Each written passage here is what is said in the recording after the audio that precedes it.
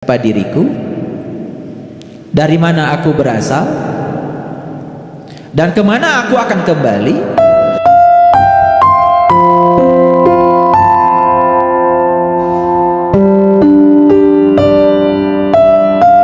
Makanya di dalam Quran dikatakan ud'ur rabbakum tadarruan wa khufyatan. Ajaklah Tuhanmu, satu, dengan penuh rasa hormat, yang kedua wa khufyatan, dan tersembunyi. Makanya ketika mengajak Tuhan jangan berisik, jangan ngatur-ngatur Tuhan. Heningkan ciptamu, heningkan ciptamu, hening saja ciptamu. Saat hening cipta itu kan di sini pikiran. Makanya saat kita mengajak Allah, heningkan ciptamu, karena ketika ciptamu hening, yang terdengar cuma suara Dia. Ketika ciptamu tidak hening, berisik, keruh, maka kita tidak berhasil mendengarkan suaranya. Paham? Makanya meditasi nggak usah minta apa-apa. Bahkan segala ritual yang kita lakukan pun kalau bisa hening cipta. Kita bisa mendengar kok, suaranya jelas sekali. Ya, gitu. Nah, sekarang bagaimana tahapan menuju pendewasaan diri itu? Baik, kita lihat ya. Tahapan awal yang harus kita lakukan adalah ini. Tahapan yang pertama adalah harus mengalami yang namanya kesadaran spiritual. Dari mana tahapan ini dimulai? Dari sebuah pertanyaan abadi. Siapa diriku? Dari mana aku berasal? Dan kemana aku akan kembali? Karena itu pertanyaan abadi yang disebut dengan pertanyaan sangkan paran. Itu yang disebut dengan ilmu sangkan paraning dumadi. Ilmu sangkan paran itu pertanyaan abadi tentang diri. Itulah implementasi dari kalimat man robuka, dari malaikat munkar dan nakir yang harus dipertanyakan di dalam kubur. Sayang sekali banyak yang memahami pertanyaan di dalam kubur justru ketika sudah mati. Ya bagaimana bisa menjawab setelah mati? Lagi hidup aja kita belum bisa menjawab. Kuburan yang sebenarnya adalah tubuh kita. Yang ditanya oleh kita adalah jiwa kita. Siapa jiwa? Jiwa itu bagian dari ruh. Makanya di dalam jiwa itu ada dua, fa'alhamaha fujuraha wa taqwaha. Dalam jiwa ada dua, ada fujur, ada takwa. Kenapa ada? Karena jiwa dikasih dua pilihan. Tapi jiwa sudah dikasih pembimbing, Allah dan Rasulnya, Nurullah dan Nur Muhammad. Maka sang jiwa harus bisa melekat, menyatu, manunggal dengan Allah dan Rasulnya di sini, saat ini, sekarang. Itulah yang disebut dengan syahadat sejati. Makanya syahadat bukan sekedar ucapan, tapi syahadat itu adalah pengalaman spiritual, pengalaman langsung untuk bisa mengalami kesadaran spiritual. Siapa yang sudah syahadat di tingkat itu, maka dia sudah mengawali proses pendewasaan diri dengan kesadaran spiritual. Karena apa? Karena kesadaran itu akan tumbuh secara evolutif. Gitu. Nah, kenapa ada orang menua tetapi tidak tumbuh kesadarannya? Nah, harusnya itu dipertanyakan. Ritual agama sudah dilakukan, bahkan rajinnya luar biasa. Buat apa melakukan ritual tanpa kesadaran? Buat apa? Memang kamu robot? Kamu itu manusia yang punya potensi untuk mencapai kesempurnaan, bukan robot. Bukan makhluk yang mekanistis, tapi makhluk yang dinamis, yang terus harus mengalami proses perubahan. Nah, proses perubahan itulah yang abadi. Itu yang disebut dengan evolusi. Mulailah dari sini. Makanya beruntung sekali para sahabat yang sudah memulai proses evolusi kesadaran dari kesadaran spiritual. Makanya siapa yang sudah mengawali proses evolusi dari kesadaran spiritual, berikutnya hidupnya akan berubah 360 derajat. Ada yang mengatakan berubahnya 180 derajat. Itu baru setengah. Berubah itu 360 derajat. Lihat saya semuanya. Kalau 180 derajat itu begini. Saya asalnya di sini. Membuat lingkaran setengah sampai di sini. Itu seberang-seberangan kalau 180 derajat. Kalau 360 derajat itu berarti dari sini ke sini kembali ke sini. Itu yang disebut dengan Idul Fitri, kembali ke fitrah. Menyadari siapa diri yang sebenarnya, itu kembali ke fitrah. Karena sesungguhnya yang namanya manusia itu adalah makhluk cahaya, makhluk spiritual yang sedang dikaryakan di bumi, bukan makhluk bumi yang sedang belajar spiritual. Itu yang keliru. Jadi manusia itu makhluk spiritual, makhluk langit yang sedang dikaryakan di bumi, bukan makhluk bumi yang sedang melakukan perjalanan ke langit. Oleh karena itu ada dua yang harus kita hormati dalam hidup. Yang satu adalah yang menjemput kita dari langit ke bumi, adalah ayah ibu kita. Satu lagi adalah yang mengantarkan kita dari bumi ke langit, yaitu guru spiritual kita. Makanya ada namanya Triratna yang disebut dengan 3 permata.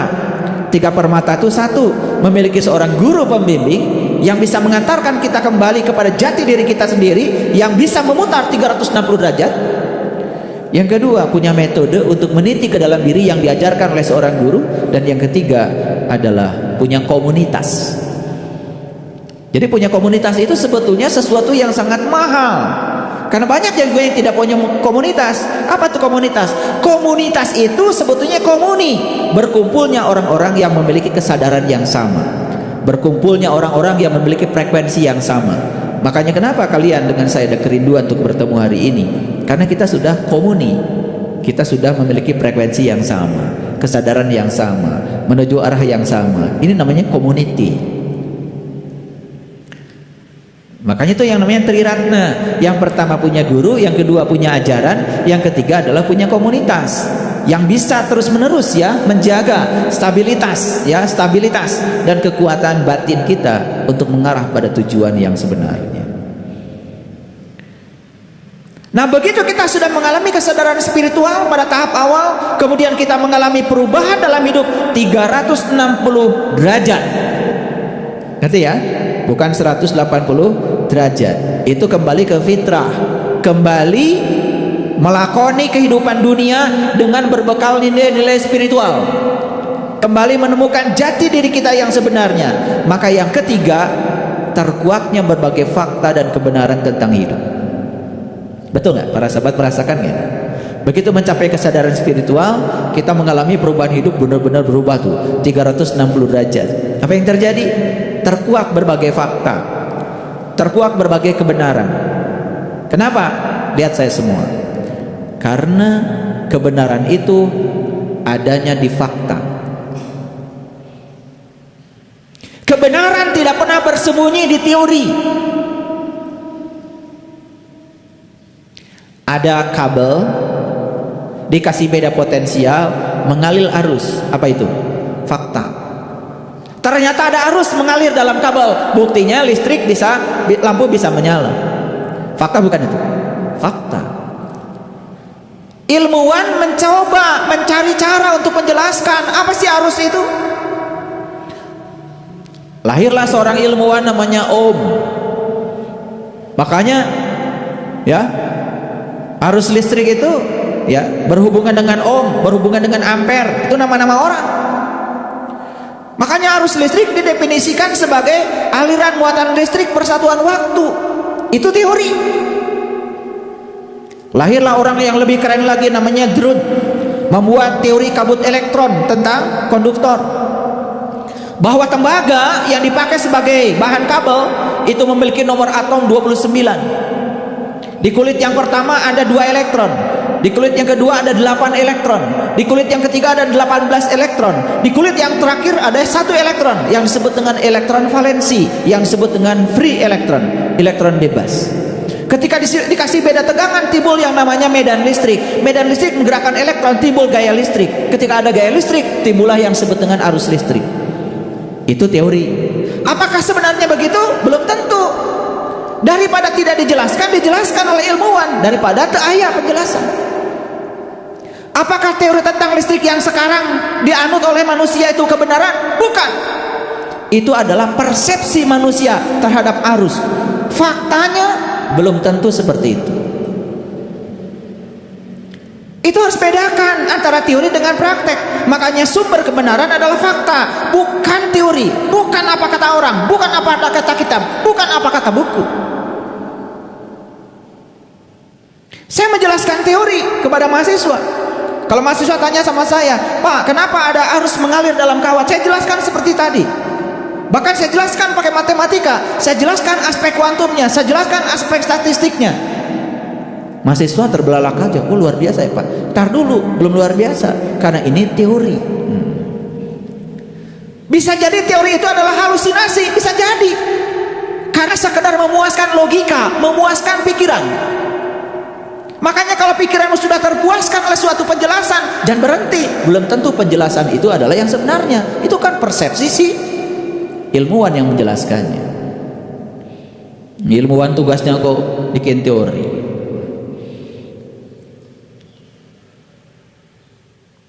Lihat saya semuanya. Ini apa? Tangan. Tangan saya juga terbagi-bagi. Ada apa? Ada telunjuk, ada ibu jari, ada jari tengah, ada kelingking, betul? Ada lagi di sini pergelangan tangan, ada lagi bagian tangan atas, ada ketiak, banyak. Tapi kalau ditarik lebih dalam lagi, sebetulnya unsur pembentuknya kan satu aja, sel namanya. Yang luar biasa sel itu, ya. Sel itu, lihat saya semua. Sel rambut yang di atas kepala saya dengan sel rambut yang ada di alis saya itu sama. Tapi begitu diletakkan di tempat yang berbeda, dia ternyata cerdas, ngatur dirinya. Begitu diletakkan di sini, ya tumbuhnya segini dari dulu. Saya nggak pernah cukur alis. Saya tiap sebulan sekali cukur rambut. Padahal sama-sama ini sel rambut, ini juga sel rambut. Diletakkan di tempat yang berbeda. Sel itu punya kecerdasan yang luar biasa. Yang ini nggak numbuh, yang ini numbuh terus. Pernah kalian? Mau kemana? Mau cukur alis? Nggak pernah. Alisnya segini aja, paling juga nanti berubah warna. Dari hitam menjadi putih. Hebat gak? Hebat. Tapi siapa yang mengatur sel itu? Di dalam sel itu ada DNA, di dalam sel ada kromosom, macam-macam bagian-bagian dari sel. Wah, kalau kita bedah lebih dalam lagi, kita juga tidak mengerti secara fisik, rahasia fisik kita itu begitu dalam. Bahkan ada orang yang mengatakan sebetulnya setiap satu sel itu memiliki satu DNA, dan di setiap satu DNA tersimpan 3 miliar data yang tersimpan. Terbuat dari apa sel? Terbuat dari atom. Dan jangan mengatakan atom itu benda mati, karena buktinya dia bisa menyimpan data. Ini HP yang kalian bawa-bawa kemana-mana, saya tanya sama kalian semuanya, ini benda hidup atau benda mati? Dan kalian mengatakan benda mati. Kenapa? Memang dia tidak punya kesadaran. Tapi coba, fotomu disimpan di mana? Video setahun yang lalu upacara pernikahanmu disimpan di mana? Bukankah disimpan di sini?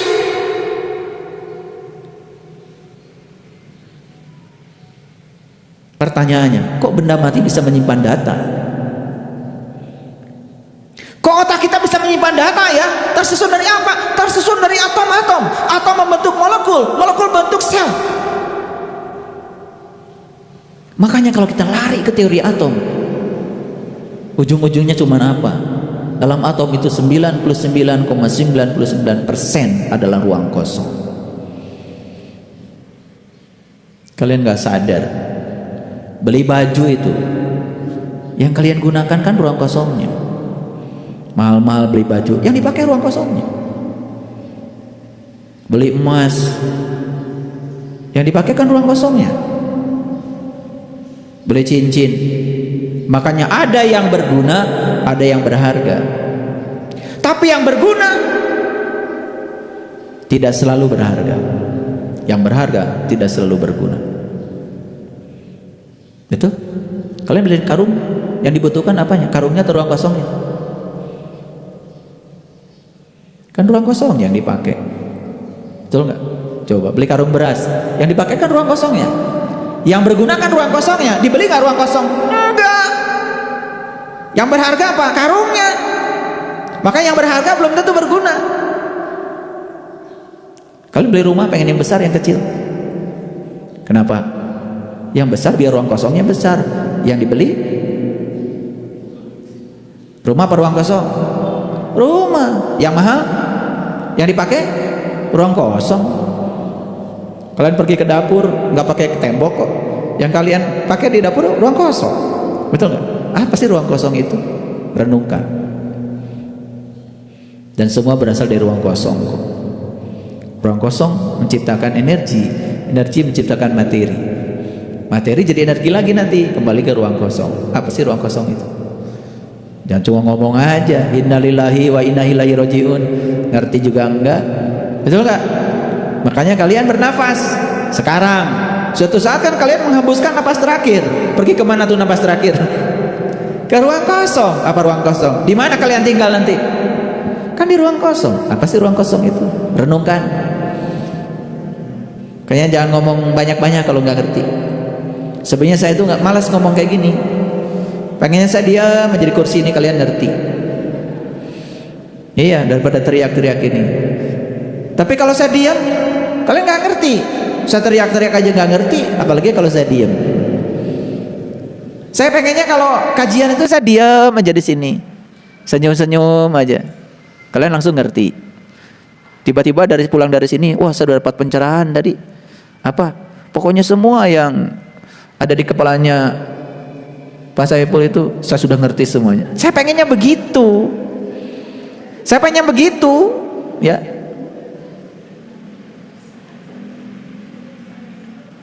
Dan ternyata kita masih perlu perantara. Apa itu? Lihat saya semuanya. Saya sedang berkata, apa yang keluar dari mulut saya ini? Kata-kata itu energi, namanya gelombang mekanik.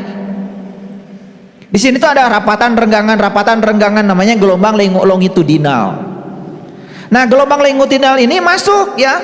Ada gerbang pada diri kalian namanya panca indera. Kalian lihat gerak saya dengan mata. Kalian lihat dengar suara saya dengan telinga. Bahkan kalian bisa merasakan suara saya. Nah, ini perantara, harus ada perantara yang menyampaikan ini. Sehingga semua data yang mengalir, informasi yang mengalir dari otak saya kemudian masuk ya lewat panca indera, diolah oleh otakmu itu. Sehingga tersimpan sebagian di dalam otak sebagai memori setelah diproses sebagai suatu pemahaman. Jadi namanya informasi. Informasi diakumulasi jadi pengetahuan. Jadi aja kalian kalau pulang dari sini ditanya, tadi Pak Saiful ngomong apa? Oh, yang diomongkan begini. Oh, bisa ngulang kan? Gitu. Aduh, keren banget sebetulnya. Nikmat Allah yang mana lagi yang mau kau dustakan? Kan begitu. Dikasih panca indera sebagai gerbang informasi, dikasih otak untuk mengolah informasi, dikasih memori untuk menyimpan informasi. Kan luar biasa. Paham sampai sini? Lanjut dulu. Jadi terkuaklah fakta dan kebenaran tentang hidup. Nah, kan kalian juga menyadari ya, mulai terkuak sedikit-sedikit. Fakta-fakta yang dulu hanya sebatas fakta, sekarang menjadi kelihatan kebenarannya. Bahkan bisa sedikit yang menjelaskan. Karena apa? Karena sudah mengalami sebagai sebuah pengalaman. Nah, melalui berbagai pengalaman spiritual, rahasia tentang kehidupan dan alam semesta secara perlahan tersingkap. Dulu kan kalian lihat ruang kosong saja. Sekarang lihat ruang kosong tanpa batas, kalian bisa merasakan Allahu Akbar. Bisa merasakan akbarnya Allah. Betul? Meningkat gak kesadaran? Meningkat. Nah, tetapi begitu kesadaran meningkat, hati-hati. Risiko yang pertama dari orang yang sudah meningkat kesadarannya, yang pertama dia akan mengalami perasaan seakan-akan terlahir kembali. Betul nggak? Betul nggak? Asik kan? Coba setiap hari Rabu datang ke sini, pulang dari sini seperti lahir kembali. Setiap pulang dari sini seperti lahir kembali. Kenapa? Karena saya mengajak para sahabat semua untuk menjadi diri-diri yang baru. Bukan sekedar tubuh yang baru karena bertambah 1 hari, bertambah 2 hari, bertambah 1 minggu, bertambah 1 bulan. Tetapi kita menjadi diri-diri yang telah berevolusi, memiliki kesadaran yang baru. Makanya harusnya setiap manusia itu setiap saat mengalami pengalaman terlahir kembali. Apa cirinya? 1, menyadari kebiasaan-kebiasaan buruk yang biasa dilakukan di masa lalu.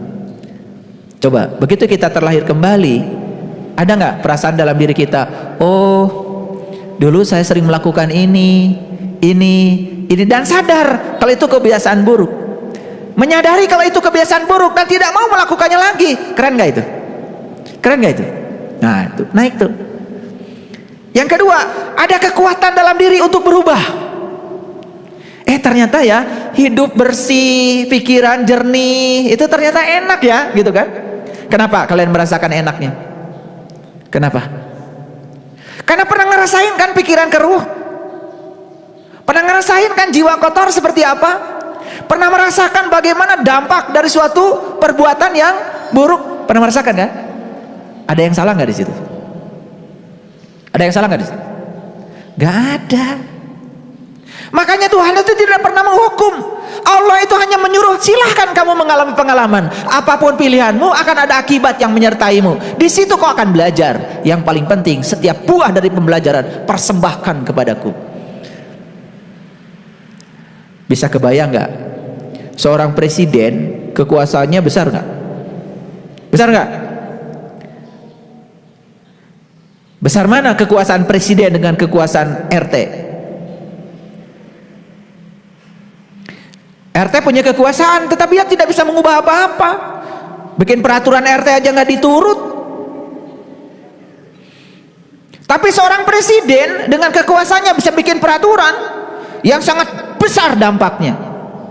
Oleh karena itu sangat berbahaya ketika seseorang punya kuasa yang tinggi, terlalu banyak memiliki keinginan pribadi. Bahaya nggak? Bahaya nggak? Sekarang saya mau nanya, presiden itu kuasanya seperberapanya Allah? Seperberapanya Allah? Gak ada apa-apanya. 5 tahun juga berhenti. Allah sang abadi, sang pemilik mutlak dari semesta raya ini punya kekuasaan yang maha kuasa. Bisa kebayang nggak kalau Allah yang maha kuasa punya kepentingan pribadi? Kebayang nggak? Bisa terbayang nggak oleh kalian Allah yang maha kuasa dendaman? Kebayang nggak? Bisa kebayang nggak Allah yang maha kuasa baperan? Kebayang nggak? Coba, karena dia maha kuasa, maka dia membebaskan diri dari segala keinginan.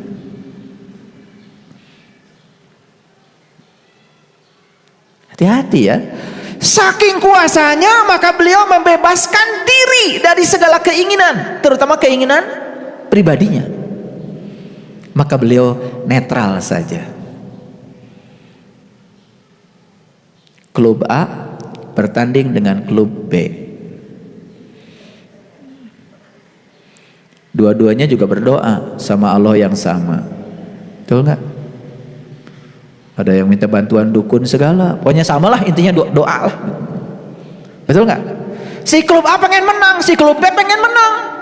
Gak ada doanya, ya Allah klub saya untuk kali ini nggak apa-apa, kalah juga. Gak ada. Dua-duanya pengen menang. Bingung nggak Allah? Bingung nggak Allah? Kalau beliau punya keinginan kan bahaya. Dengan kuasanya, makanya beliau bebaskan dari keinginan. Pokoknya sok marahin. Sanu menang, yang rajin latihannya, yang bagus strateginya, ya secara alami akan menang. Itulah proses seleksi alam. Di situ ada kejujuran. Dan Allah membebaskan diri dari keinginan saking maha kuasanya. Paham? Oke. Betul nggak sekarang? Ada kekuatan untuk berubah dalam diri? Ada nggak? Ada nggak? Nah, kalau ada, mulai kalian mendewasa itu. Ada perasaan terlahir kembali dan merasakan semakin dekat dengan kebenaran. Ada nggak itu? Walaupun mungkin belum sepenuhnya kita ini yang sampai di kebenaran, tetapi ada keinginan semakin dekat dengan kebenaran. Ada? Nah itu ciri-ciri bahwa kita sudah memiliki perasaan terlahir kembali. yang luar biasa, tidak bisa kembali kepada keburukan yang lama. Gak mau lagi kembali pada keburukan yang lama, gak mau. Kenapa? Kenapa?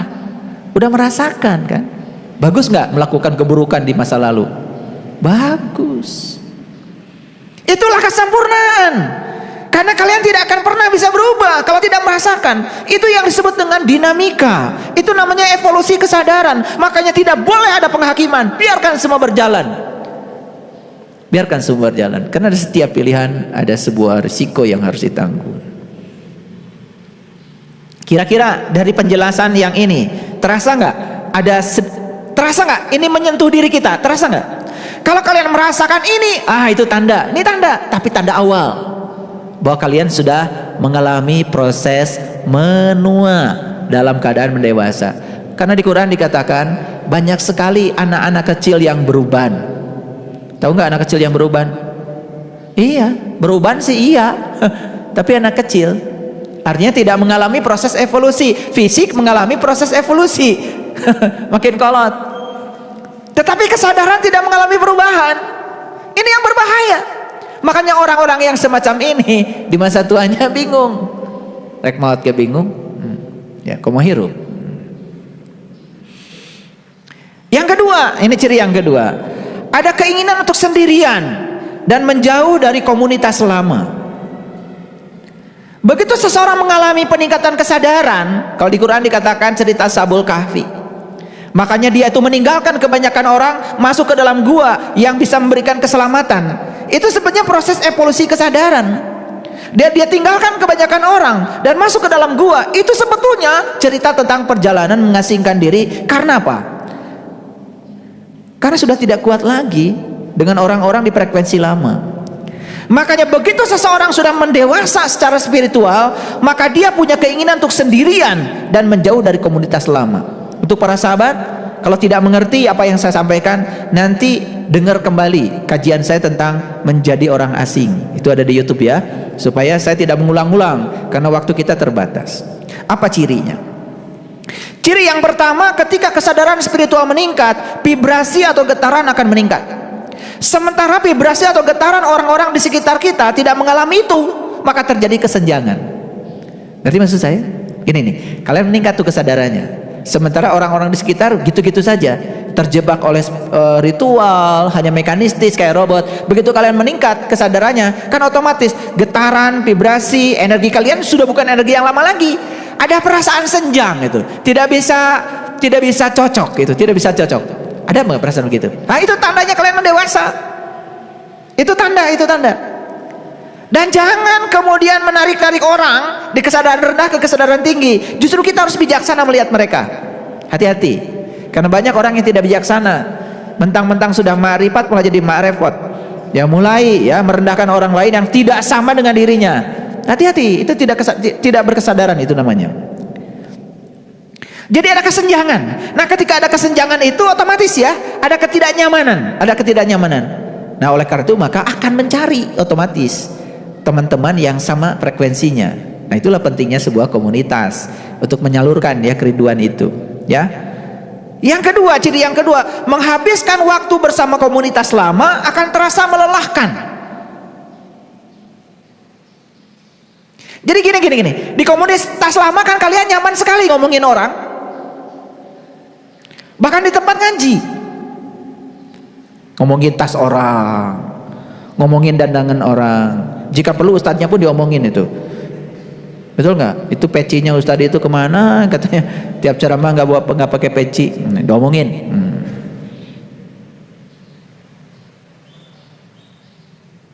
Apa aja dikomentarin. Datang yang baru terlambat, ibu itu terlambat, jebian. Ada anak kecil yang nangis di pengajian, marah, merasa terganggu. Pokoknya baperan lah. Gitu. Nyaman saja di komunitas lama karena sama frekuensinya. Begitu memasuki kesadaran baru, ketemu dengan ibu-ibu yang, ya gitulah. Sebetulnya kan saya bukan ngomongin orang, cuman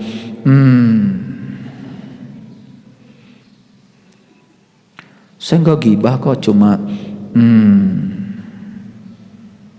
Gak nyaman. Gitu. Pengen segera meninggalkan. Rasanya lelah tinggal di situ. Kenapa? Ada kesenjangan frekuensi. Gitu nggak kalian? Nah kalau gitu berarti tanda sudah mulai mendewasa. Berbanding luruslah dengan uban. Ya.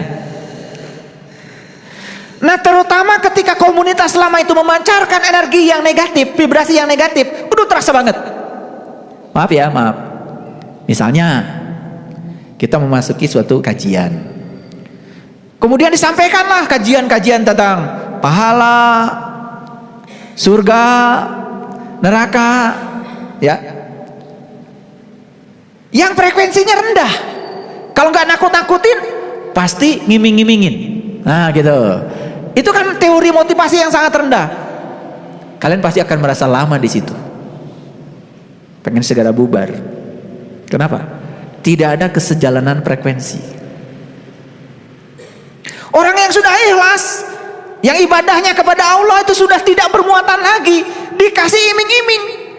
Coba, kalau ibu bapak melakukan kebaikan, maka Allah akan kasih pahala.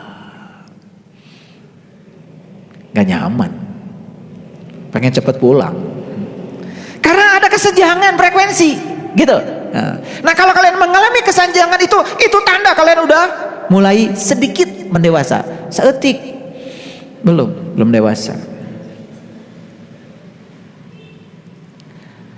Bahkan lebih merasa nyaman menyendiri untuk mengimbangi frekuensi negatif tadi. Jadi kalau orang yang berkesadaran, begitu dia sudah berinteraksi dengan energi negatif, kemudian dia perlu waktu untuk mengasihkan diri, untuk menambah energi positif, untuk mengimbangi yang negatif. Udah kadang masuk tadi. Itulah pentingnya meditasi. Dicenan. Komo ayo ngajak pasea mah. Sanajan kalian tidak ikut pasea, sedikit pasti terganggu kan? Sudah pasti masuk energi negatif. Nah, perlu sendiri untuk mengimbangi energi negatif itu dengan energi positif. Merasa nyaman dengan orang yang baru dikenal, padahal baru dikenal. Ada kerinduan, tapi dengan yang sudah lama dikenal, sekalipun itu satu darah, sekalipun itu keluarga, kalau tidak ada kesamaan frekuensi, ada kesenjangan frekuensi, tidak ada kerinduan. Jadi kerinduan itu memang akhirnya tidak bisa dipaksakan, tidak bisa harus rindu. Tolong rindu ya mas saya ya, nggak bisa. Rindu itu harus terjadi karena vibrasi, karena frekuensi, karena ada kesamaan frekuensi. Begitu tidak ada kesamaan frekuensi, tidak ada kerinduan. Jadi nggak bisa dipaksakan. Ya, makanya banyak sekali yang mengeluh pada saya, ayah, kok pasangan saya kelihatannya tidak cinta sama saya. Minta doanya Allah, ayah, supaya pasangan saya cinta. Masih minta doa, wiridan katanya supaya cinta. Ya saya kasih ya wiridanya. Wiridanya ya tentu saja ungkapkan cinta, jangan memaksakan cinta. Itu wiridanya. Tapi bukan dibaca ungkapkan cinta, bukan begitu. Ungkapkan cintamu. Makanya hukum semestanya sederhana, siapa yang mengungkapkan cinta pasti akan dicintai. Gitu aja. Yang kalian lakukan apa? Memaksakan cinta. Baik, yang ketiga, tidak lagi tertarik pada hal-hal palsu dan dangkal dalam hidup. Betul? Jadi kalau ada orang ngomong yang palsu-palsu, keyakinan palsu, ya, surga palsu, neraka mah nggak ada yang palsu, asli kabeh. Akhirat palsu, Lailatul Qadar palsu. Nah, ketika ada yang palsu-palsu itu tidak tertarik lagi. Sudah palsu, dangkal lagi, tidak tertarik lagi. Kenapa? Kan udah tahu yang asli. Sok nu terang tas asli, dia bisa tahu mana tas palsu. Anak saya itu yang paling besar, Teh Putri, Mau tas kayak apapun kesamaannya dengan yang asli, tetap aja dia tahu itu palsu. Kenapa? Karena dia tahu yang asli. Makanya orang yang senang pada yang palsu, itu tandanya masih palsu. Karena orang yang sudah tahu yang asli tidak tertarik pada yang palsu. Orang yang senang berbicara kedangkalan, itu tandanya masih dangkal. Karena orang yang sudah masuk di kedalaman, dia tidak tertarik lagi bicara soal yang dangkal-dangkal. Lamun ka laut teh, di laut masuk eta mutiara.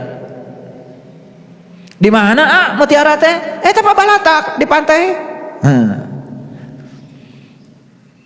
Oh mohon eta teh mutiara. Tuh, karena tidak tahu mutiara, tertarik pada cangkang mutiara. Tapi orang yang sudah tahu mutiara mentah di pantai itu mutiara mah adanya di kedalaman.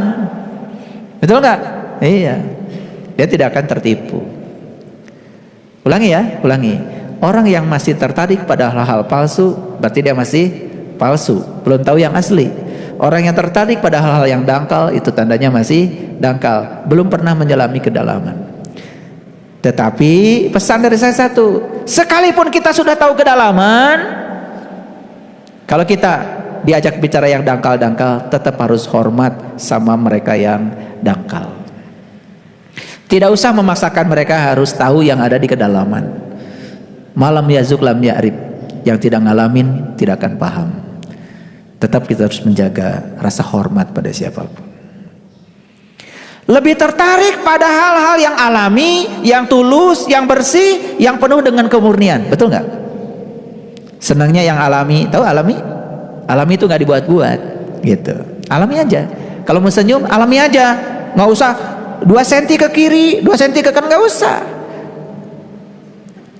Ya memang bibirna berasa belah, kumaha. Ya seadanya aja. Alami aja. Karena keikhlasan itu tidak bisa diukur dari simetrinya bibir, nggak bisa. Jadi alami, tulus, bersih. Kalau datang ke rumah saya, kemudian di rumah saya ngerepotin, nggak usah. Ayah, mohon maaf ngerepotin. Ya memang kamu ngerepotin. Nggak usah banyak ngomong gitu deh. Udah aja, bantuin. Piring kotoranmu ya ke dapur kan paling tidak, walaupun tidak dicuci ya ke dapur kan atuh. Iya mah ayo punten ngerepotkeun, tapi teu ngalakukeun naon. Bika sebelen. Itu namanya maaf ya, maaf. Jadi tertarik pada hal yang alami, tulus, bersih, penuh kemurnian. Ngerti maksud saya? Iya. Habis makan, ya maaf ya ngerepotin, bukan gitu. Bawa piringna ke dapur, bersihkan ke sorangan, nggak usah ngomong maaf ngerepotin, memang ngerepotin, apalagi nggak mau ada kontribusi apa-apa. Ngerti maksud saya? Coba belajar yang alami deh.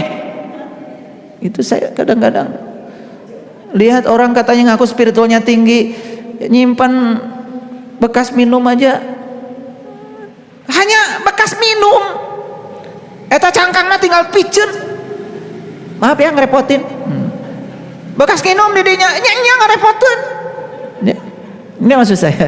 Coba yang palsu-palsu gitu tuh, aduh jangan terlalu banyak basa-basi deh. Ngerti maksud saya? Ini harus saya omongin karena kadang-kadang ngaku spiritual tinggi tapi yang gitu aja nggak jelas. Kalau datang ke rumah orang jelas merepotkan, gak usah minta maaf merepotkan, tinggal bantu supaya tidak terlalu repot. Gitu, itu rada dewasa.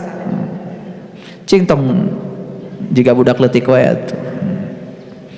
Selanjutnya, lihat saya semua. Ciri spiritualnya sudah berevolusi mendewasa, kesedihan yang mendalam, mudah hanyut dalam penderitaan orang lain yang kesusahan. Jadi kalau kalian lihat orang susah, menderita, biasa-biasa wae, komo ngabantu mah ngarasakeun we kasusah batur hayang nyiwit. Kudu diciwit juga namanya tanu kitu.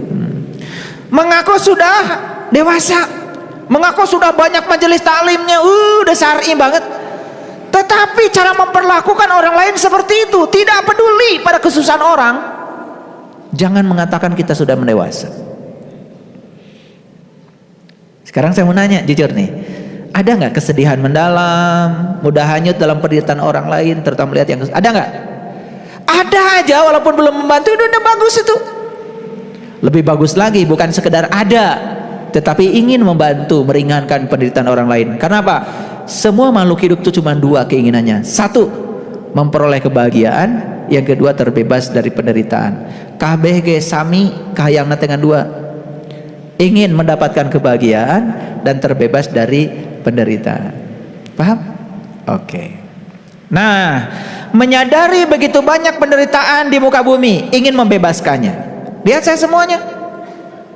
Lihat anak-anak tidak sekolah, ada nggak rasa empati dalam diri? Ada? Lihat orang-orang yang susah memperoleh makanan, bahkan tidak punya makanan, sementara di rumah kita makanan berlebihan. Ada nggak rasa empati itu? Bukan sekedar ada. Wartina mulai terpanggil. Itu yang saya ajak. Kenapa saya bikin BSI Peduli? Sekarang tiap bulan berapa banyak anak yang kita bisa bantu, walaupun belum besar, tetapi sudah ada yang kita bantu, dan saya bisa melihat kebahagiaan mereka. Dan itu kebahagiaan Allah. Itu persembahan kita kepada Allah yang sebenarnya. Ayo kita semangat. Kalau bikin sesuatu jangan hangat-hangat. Tai ayam apa? Nggak sopan ya. Sebetulnya semua kotoran juga pertama keluar makan hangat. Lain tai ayam bungkul. Saya nggak tahu yang bikin peribahasa itu gimana. Mungkin kalau hangat-hangat tai orang kan mungkin kurang enak ya. Hangat-hangat tai ayam gitu aja. Ya, jangan cuma sebentar hangatnya itu kemudian hilang kembali hangatnya. Itu semangat itu harus terus ada, karena yakin setiap pemberian itu akan berbuah penerimaan. Makanya kuncinya cuma satu, terima kasih. Apa yang diterima? Kasih. Sadar itu kalimat itu. Ya. Thank you. Saya nggak tahu karena saya tidak menyelami kalimat itu. Tapi terima kasih itu bahasa kita. Terima kasih. Terima kasih. Apa yang kamu terima? Kasih. Keren banget. Itu bahasa leluhur kita tuh keren banget. Yang kedua, merasa bertanggung jawab untuk mengambil bagian dan misi yang menyelamatkan orang-orang yang menderita. Jadi kita harus masuk dalam misi itu. Jadi saya membuat komunitas namanya Bumi Spiritual Isbatul Yakin. Ada visinya, ada misinya. Dan misi yang paling utama adalah menebar cinta kasih dan kebahagiaan, menebarkan harmoni dan toleransi. Makanya itu tercermin ya dalam ragunya Mars Isbatul Yakin. Dan itu sesekali ya kalau lihat YouTube, coba kalian ikut nyanyi biar semangat ya. Nggak apa-apa sendiri juga di rumah, nggak usah nunggu milad. Nyanyi, selama itu maknanya ya, menebar cinta kasih dan kebijaksanaan. Itu salah satu misinya. Yang kedua apa? Ya, membangun toleransi dan harmoni. Itu. Ayo ikut terlibat di sini. Ikut merasa bertanggung jawab untuk mengambil bagian dalam misi menyelamatkan orang-orang yang menderita. Tong cicing wae. Ayo nyanyi HP. Cicing wae. Ayo keluar dari sarangnya. Lakukan sesuatu mumpung masih bernapas. Lakukan sesuatu sekarang. Nih, saya sampai kayak gini saya ngajak kalian semua. Selanjutnya, ciri yang sudah mendewasa, menua dan mendewasa, mempunyai keinginan yang tinggi untuk membuat dunia menjadi tempat yang lebih baik. Piraku atuh. Dimanapun kalian tinggal, masa tidak ada sedikit pun keinginan tergerak untuk mempercantik dunia yang sudah cantik ini? Makanya istilah leluhur kita, memayu hayuning bawono, mempercantik dunia yang sudah cantik. Ayo deh ikut kontribusi mempercantik dunia yang sudah cantik ini. Tong cicing wae. cicing weh. Karena tidak cukup dengan memenuhi kebutuhan diri sendiri. Memenuhi kebutuhan diri sendiri, istilahnya apa kemarin? Kemelekatan bukan? Kita harus punya cinta kasih. Bedanya apa cinta kasih dan kemelekatan? Kalau cinta kasih itu bertumpu pada orang lain, kalau kemelekatan bertumpu pada diri sendiri. Nulung kanu butuh, nalang kanu susah, nyangan kanu poeken, ngahudangkeun kanu sare, nganter kanu keung, nepak kanu poho. Jelas sekali ya pepatah leluhur kita.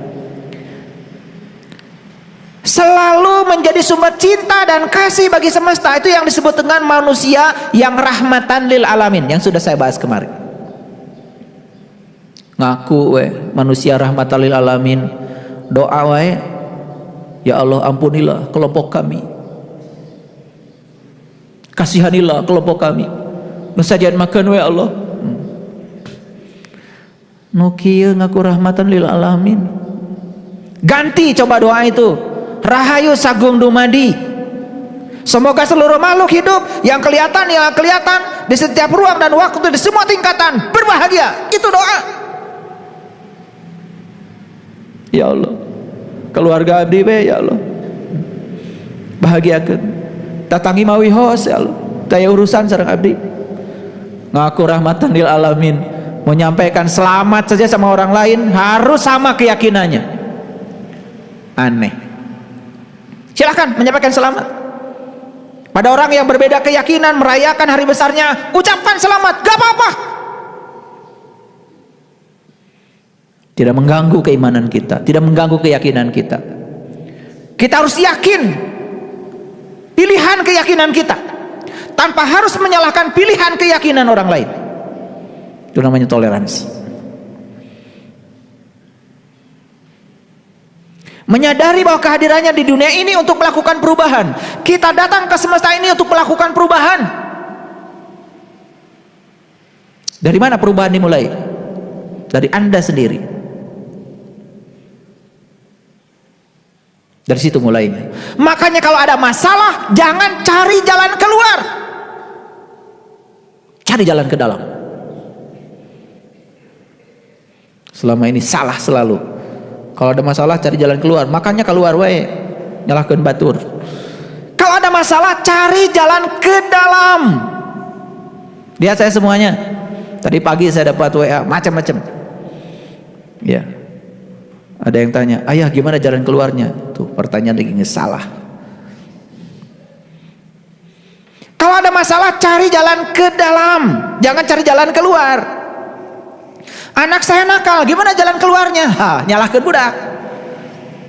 Kalau jalan ke dalam, enggak. Jangan-jangan anak saya mewarisi sifat saya. Jangan-jangan anak saya adalah potret dari saya. Jangan-jangan anak saya adalah guru bagi saya, guru kesabaran saya. Semua jalannya ke dalam akan ketemu tuh. Kalau jalannya keluar, tidak akan ketemu. Punya utang, jangan cari jalan keluar, cari jalan ke dalam. Kenapa saya bayar hutang? Tanya dirimu, ada apa? Jangan-jangan ada blocking mental di dalam dirimu yang salah. Karena unggal poe mikiran hutang. Makanya jangan mikirin hutang, berpikir berkelimpahan. Kalau mau berpikir hutang, akan datang potensi-potensi hutang. Kalau berpikir berkelimpahan, hutang kabayar, tabungan nambah. Dirubah cara mikirna. Makanya kalau punya hutang jangan mikirin hutang, berpikir berkelimpahan. Saya juga punya cicilan sama, tara dipikiran. Biarkan saja Allah yang nyicil. Dasadena kenu Allah. Sanes nu abdi. Betul nggak? Iya, makanya kalau ijab kabul di leasing, ya Allah, iya motor teh sanes nu abdi kagungan Allah. Punten Allah nu nyicilna. Gitu. Al-Fatihah gitu. Nah, ilmu ngiridit gitu. Pasti lunas. Ilmu ngiridit aja nggak tahu. Betul nggak? Iya. Makanya takut diambil oleh leasing. Benar-benar rasa takut itu mengundang. Akibatnya benar-benar teka bayar dicokot. Nah itu salah sendiri. Itu like attracts like. Ya, gitu. Ada yang tanya sama saya, ayah boleh nggak saya ngeredit yang gede? Boleh. Udah mulai numere, lo betul percaya? Nanti juga akan disesuaikan, betul nggak? Iya. Mau ngeredit uang 5M ke bank boleh? Boleh. Boga naon mana? Gaduh bumi ada nanti juga appraisal yang naksir. Ya imam maneh teh hargana sakitu. Menang kredit sakieu. Nanti juga ada hukum alamnya yang mengatur. Ngerti maksud saya? Ya makanya hidup mah enak kalau semuanya alami, ya. Menyadari bahwa kehadiran kita di dunia ini untuk melakukan perubahan. Sok atuh robah. Karena tugas kita datang ke dunia melakukan perubahan. Betul nggak? Berkontribusi dalam perubahan itu. Agak banyak nih kuliah kita hari ini. Yang selanjutnya, kalau orang mulai mendewasa, ada keinginan besar untuk menemukan dan memahami makna hidup, kehidupan dan rahasia alam. Orang yang mulai mendewasa tuh ningali panon poe ge, nah hanya aya panon poe bisa caang, aya naon di ditu teh, pernah naros teh? Kantos naros teh bu? Udang sare teh ngadona makan-makan. Itu panon poe geus caang ge, teu kapikiran teh. Naon panon poe teh naha caangna ka dieu. Kalau orang yang berpikir, subhanallah. Ada apa sih di matahari? Oh, ternyata di matahari itu ada reaksi fisi, ada reaksi fusi, ada reaksi nuklir. Terjadi pembelahan atom-atom hidrogen, semacam nuklir lah di sana itu. Suhu di matahari 1.000.000 derajat Celcius. Mikir deui tanu sadar mah.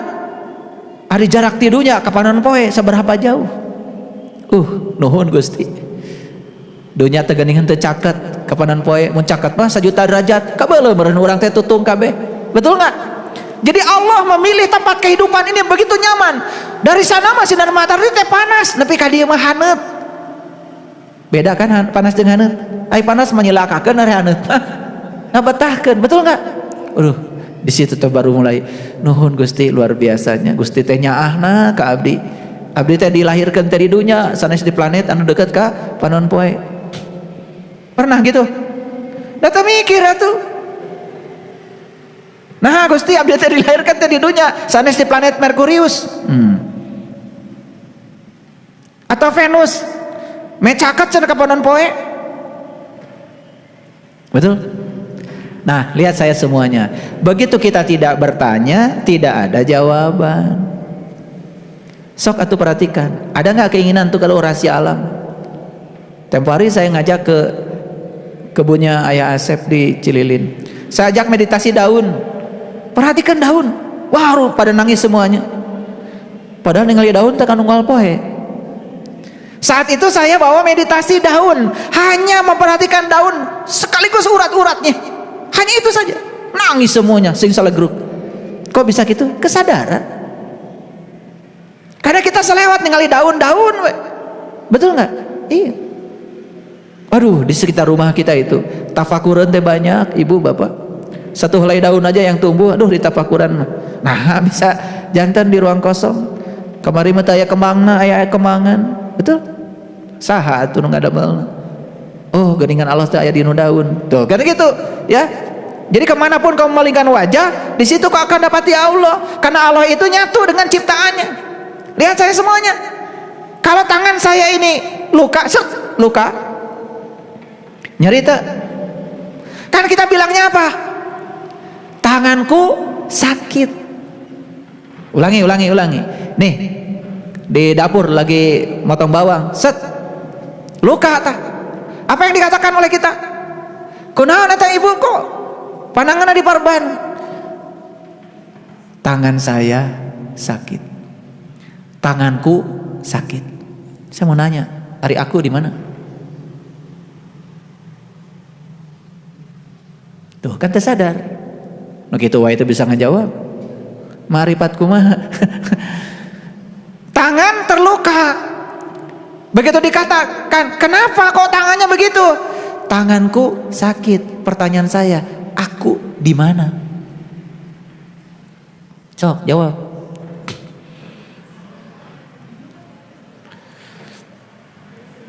Terus aku teh yang mana? Kenapa bilang tanganku sakit? Apakah aku itu tangan? Apakah tangan sama dengan aku? Tuh. Tidak nyawa gengs, liur. Betul nggak? Kalau di tapakuran, tanganku sakit dengan kesadaran, aku teh yang mana? Apakah aku di tangan? Apakah aku sama dengan tangan? Apakah tangan sama dengan aku? Kok ketika tanganku sakit, aku terlibat? Jadi aku di mana? Yuk. Tuh, aku bukan tangan. Tetapi aku memiliki tangan. Dan tangan bukan aku.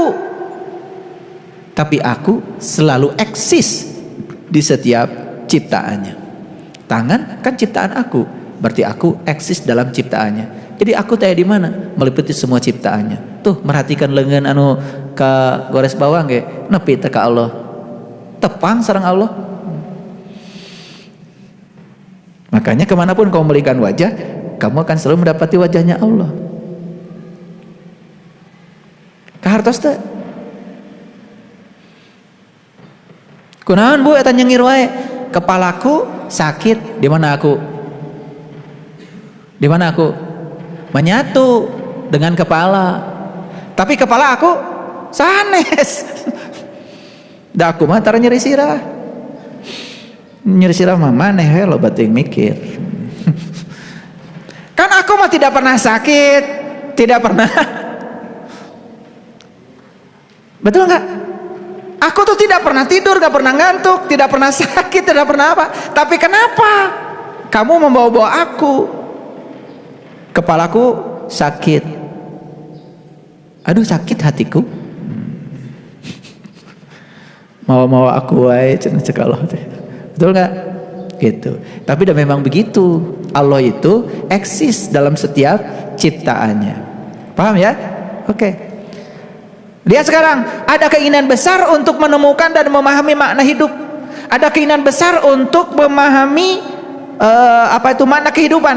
Ada keinginan besar untuk menemukan dan memahami rahasia alam. Betul? Betul? Makin semangat kan? Ya, kalau kadang-kadang saya kan suka menjelaskan kajian-kajian tertentu pakai ilustrasi tadi, pakai bahasa fisika. Ya itu karena saya ditakdirkan memahami alam. Itulah rezeki ya. Jadi ciri orang yang mendewasa itu merasa haus untuk menemukan kebenaran. Yang kedua merasa haus untuk menemukan makna dan tujuan hidup. Dicari itu apa sih tujuan hidup saya? Ternyata begitu sudah diulik, oh tujuan hidup saya adalah hidup saya sendiri. Begitu sudah ketemu tujuan hidup, dan tujuan hidup itu adalah hidup itu sendiri, sudah tidak mencari tujuan hidup lagi, menikmati hidup aja di sini saat ini sekarang. The power of now. Keren. Baik, lanjut. Nanti silakan dicatat ya. Ciri orang yang sudah mendewasa hypersensitif. Bukan sekedar sensitif, hyper. Sensitifnya luar biasa. 5 indera utama semakin sensitif. Perhatikan saya. Jangankan lihat orang susah, dengar saja orang susah sensitif. Apalagi kalau di samping dengar, lihat juga faktanya memang dia susah. Jujur saya mau nanya, kalian punya nggak sensitivitas semacam ini? Ya punya lah, tuh ngebantu ge. Masa enggak? Itu tandanya sudah mulai mendewasa. Ada sensitivitas emosional meningkat. Kadang-kadang dengar orang susah itu bukan sekedar mendengar, tetapi ada emosi yang tersentuh di dia, aya rasa karunya. Nah apalagi ya, kalau hipersensitifnya sudah masuk pada intuisi, suara hati, itu akan membuat inspirasi semakin tajam. Makanya jangan heran ya, orang-orang yang belajar spiritual biasanya intuisinya tajam, suara hatinya keras, ya, inspirasinya semakin tajam. Itu cirinya. Itu ciri kalau kalian mendewasa. Selanjutnya, kreativitas dan inspirasi terus meningkat. Ini ciri ya. Karena apa? Otak kiri itu logika. Di otak kiri tidak ada kreativitas. Nah, otak kanan itu spiritual. Makanya kalau orang yang memberdayakan spiritualitas dalam dirinya, salah satu cirinya adalah kreatif. Apa? Lihat. Kreatif itu apa? Cirinya apa? Mengalir ide-ide yang bagus. Bermunculan begitu saja ide itu. Ada orang kan yang setiap ketemu ngobrol nanti etawe kasusah daya idena. Kumaha itu diajar spiritual. Kalau spiritual mah setiap ketemu tuh selalu ada yang baru. Ada tuh murid-murid saya, setiap ketemu ada yang baru.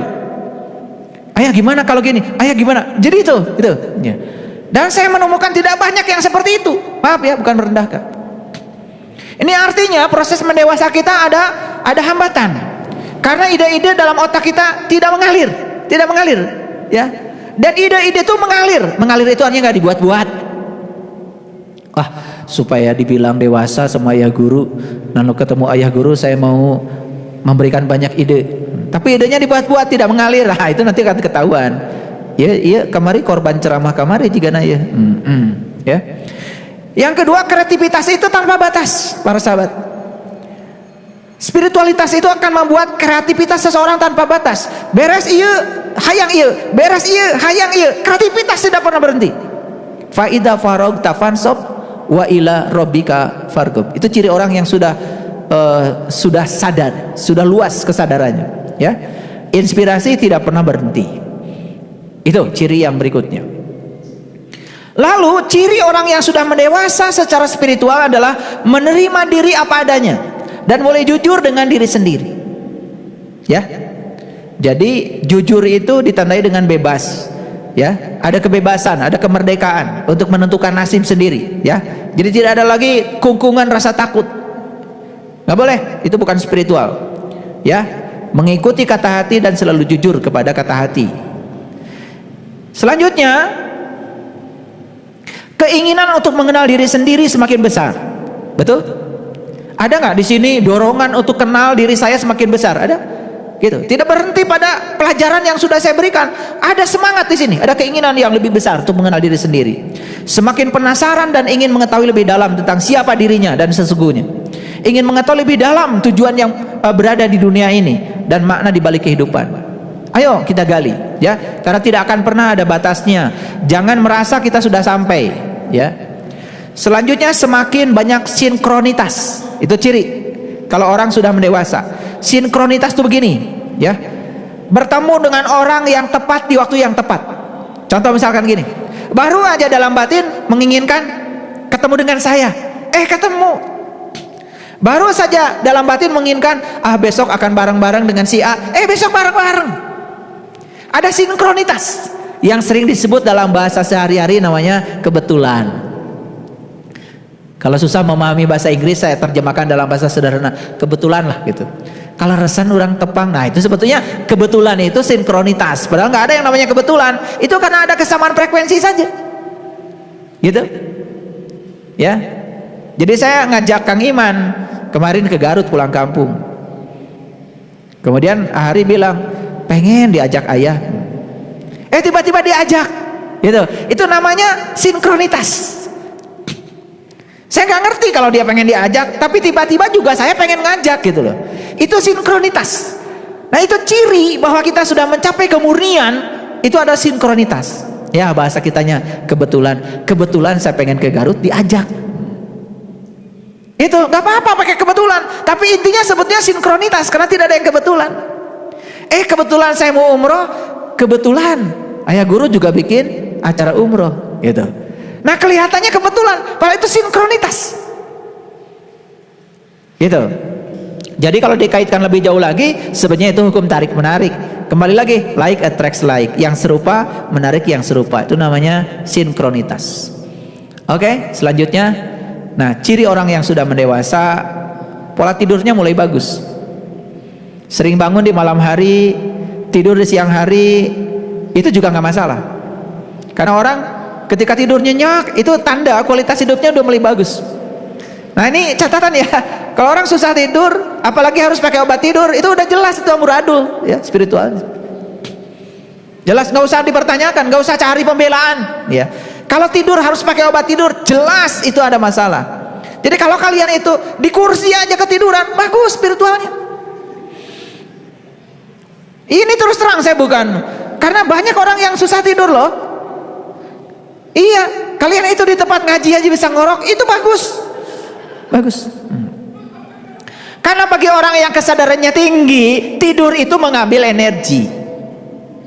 Karena apa? Saat tidur itu kan mengistirahatkan pikiran, hening cipta. Daripada saat tidur itu bermutu, pikiran tidak menghambur-hamburkan energi dari semesta mengalir. Bangun tidur tuh fresh. Maaf ya, saya kalau jam 1 tidur, siang saya tidur, saya mengambil energi, dan setelah itu fresh. Malam terus ya, sampai jam berapapun gak masalah, sehingga malam mudah sekali bangun. Ya, jadi ini tanda ya, tanda spiritualitas kalian mendewasa. Gampang sare, tapi ulah sare wae. Tapi kalau tidur gampang gitu loh.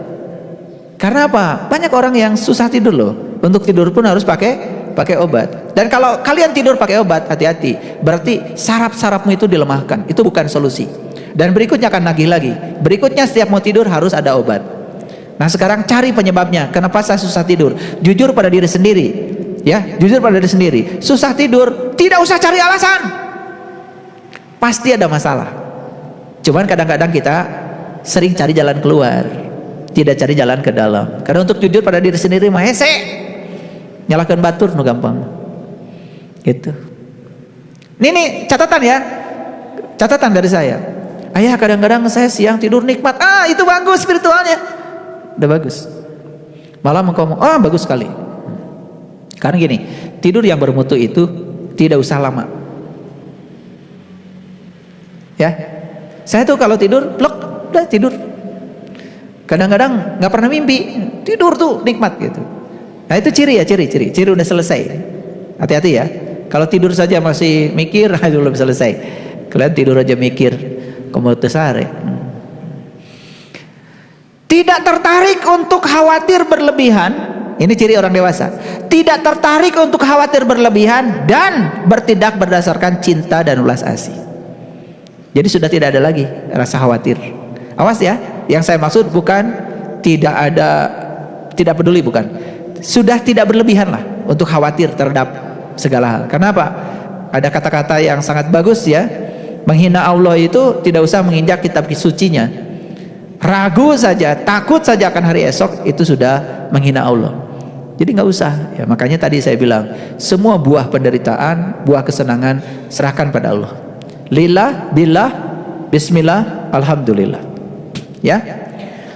Nah, bebas dari perasaan khawatir, bebas dari perasaan-perasaan negatif, karena pikiran sudah positif, merasakan kebahagiaan, kedamaian dan sukacita.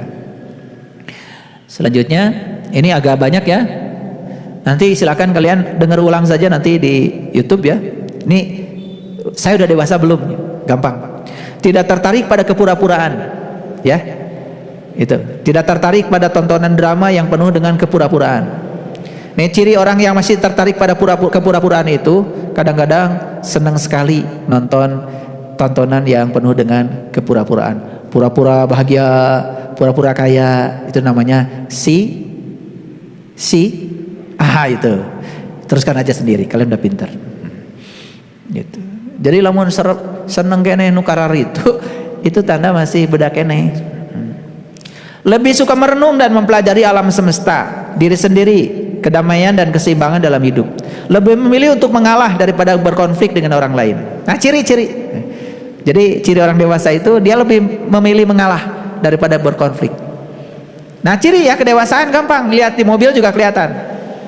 Ketika dia sedang nyetir, nah ini jalan sempit nih, ada mobil dari sana. Kalau orang dewasa langsung berhenti, atau cari solusi. Di mana nih berpapasan, supaya di tempat yang memungkinkan kalau berpapasan tidak membuat mobil kita bergesekan, kan gitu. Ada juga kan nyolong wae kan, betul nggak? Iya, terus aja gitu. Dari situ kelihatan sebetulnya karakter orang itu, dari cara nyetirnya, bahkan cara membunyikan klakson pun kelihatan kedewasaan itu. Ya, jadi kalau saya nanti bikin tes ya, tes kedewasaan di BSI, sediakan klakson, we. Cara mencetnya kelihatan.